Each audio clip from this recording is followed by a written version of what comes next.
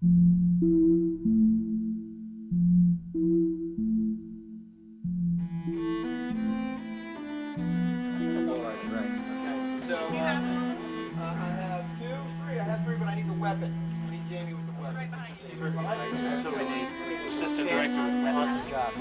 origins of 21 Eyes is Lee and I wanted to do something we could do low budget, and we wanted to be able to justify using video cameras. So we both had ideas about surveillance camera footage, and it's sort of a theme of voyeurism. And all the scripts we worked on have been mysteries, so we thought this would be a perfect way to tell a mystery story. When you were reading the script, did you figure out who did it? I didn't know. Right to the end, and actually, I think I thought the Collison did it. Because he was actually, he'd be a real good inside man, being the inside man. Now, are you glad you didn't do it? Yeah, well, yeah. I'm not so glad I'm dead, but I guess I'm glad I didn't do it. Yeah. It's just a movie. One count. I love that. 20 minutes get it all set, so I don't for the rigging to the video and to set the house. So I think we'll be in good shape. The normal way you film something is that you have a master shot, which is wider, where you see the action, you see everything that's going on. Then you have close-ups of each character taken from different angles. And when you go to put it together, it keeps it moving. You keep cutting. You cut to what you want the audience's attention to be on. And you also get to cut around any mistakes. You get to use your best pieces. We could do none of that with this. We had to use just long, wide shots from surveillance cameras. So it made it a very difficult film to make. I'm John Lumia. I'm from Harley. And what attracted you to the material? John. Basically, the fact that I wear my mask. I'm one of the few actors who likes to work anonymously, and so this fit right in with the type of work that I do. For the actors, the heist sequence was basically like doing a stage play. I mean, they've got a script that they've got to perform without stopping all the way through. So it was a very heightened experience compared to what a lot of film acting is, where you're doing it in short little bursts. You might do a 2-minute scene, or a 3-minute scene might be long. Here we're doing 9 minutes, uncut, and it really made everybody go 100% to get it right, and they did a great job. So has everyone been getting along, would you say? No, we hate each other. No, aside from the killing. Aside from the murder. Killing and maiming, I love everyone. Let's just say they hide the guns. Being English, I've been raised on TV and film that actually makes me read it and watch it. And often I think people take the piss out of American scripts and just the whole generic genre, and I think that this one really breaks the rules and is actually something that you really have to pay attention to, and I think that's what really makes the script. And I remember when I first picked it up, I was tired, I had the audition the next day, I got it late, I was really annoyed. And I picked it up and I was like, oh my God, I really actually have to read it. I'd left it till 9 o'clock at night to just skim it and pass out, but I was up until midnight really paying attention, and then fell into a good slumber, and I was like, I really want to do this audition. And I got it, yay! Rebecca Mader was our first choice for Belinda. As soon as we saw her, we knew that she was the one we wanted. It was her first film, and she was terrific, easy to work with. We had a great time. I don't see their faces. And that's bad. Yeah. Oh, okay. All right. Well, the screenplay is the first appeal of the project, because I think it's really innovative and in its telling of the story, and I think it's exciting. It's got a touch of Memento in there, in the way that it's kind of given pieces back and forth, and you have to piece it together, and you have these two detectives helping the audience along and piecing it together. And that's tied with the #1 feature of this, which is Lee Bonner, who I've worked with in the past, and I think is a terrific person. And, I would do anything he asked me to do. Nestor Serrano is a great actor. He's been in several of De Niro's recent films. I met him on a show called Maloney, which I was directing. We did about 7 episodes together, and we did an episode of Profiler. and he and I got along well, and I was happy that he was available to do the show. Is that obnoxious? What? The most obnoxious director I've ever worked with. Yeah, he's. I'm going to take him outside and beat him senseless. But It's a big mistake. On Saturday. Big mistake. Exactly what it was. This was a big mistake. I'll never work with him again. I don't blame you. My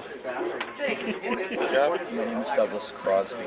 I'm the stunt coordinator. And, I also was fortunate enough to be selected to play one of the assailants named Smink.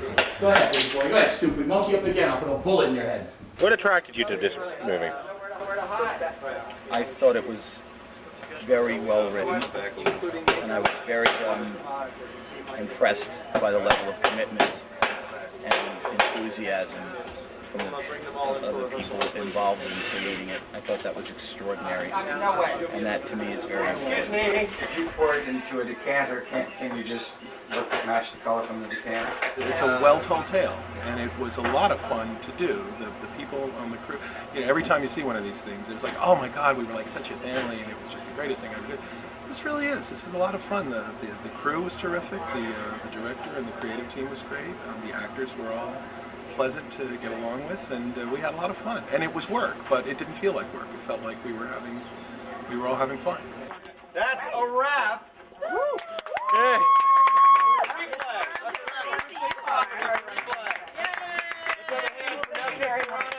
Yes! Yeah!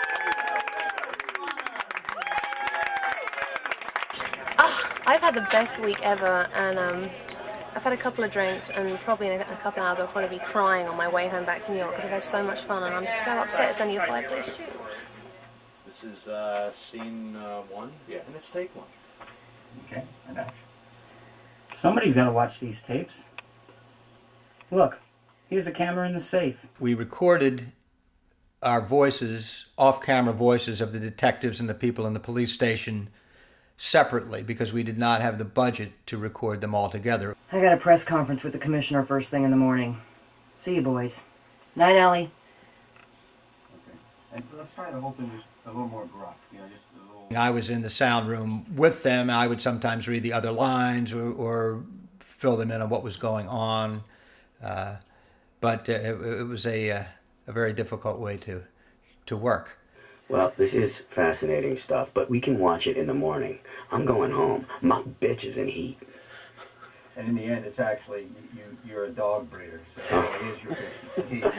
I did mention that, didn't I? I'll do it again. Yeah, and maybe just one also that's just even a little flatter on this is fascinating stuff, just sort of non-committal. Sure. I also worked with Fisher Stevens on Early Edition, and he was great there. The interesting thing about Fisher is his look is more unique than his voice.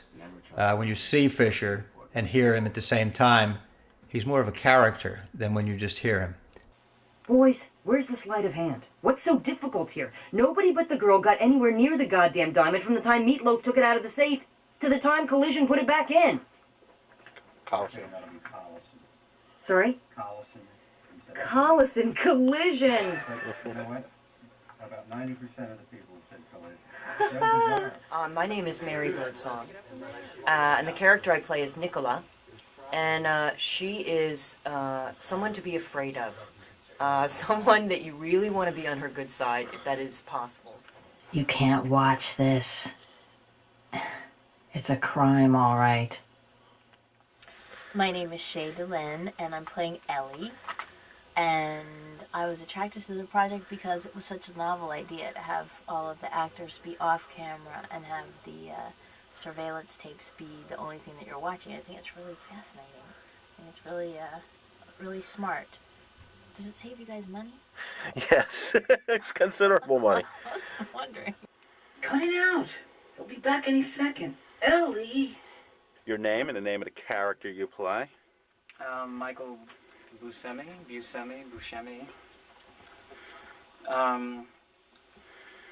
What character am I playing? Scotty. You're playing Scotty, and who is Scotty? That's a good question. Who is Scotty? Scotty is a detective, right? I have this right? Yeah. I should be reading it from from the breakdown. When he says that, she's the one that killed him. Right. Is he saying that as a statement? She's the one that killed She's him? the one that killed him, right? In other words, she's the one that shot these guys. So if she was on their team, why did Right. she kill her own team? Another Okay. problem with voices, when you have voices off camera and you don't see the people, is the voices need to be uniquely different so that you can tell one from the other quickly. And Michael had a very unique sound, so that was another plus for him. But we just loved his style of delivery. It fit the character that Sean and I had in mind to a T. Yeah, but she's not the inside man. She's not even a man. Oh, come on, they cut off her finger. She's the one that killed them. I'm looking forward to the sequel or the prequel. What do you guys want to do? Bring me back to life if you do a sequel. If you know anybody who's looking for a masked actor, please keep me in mind.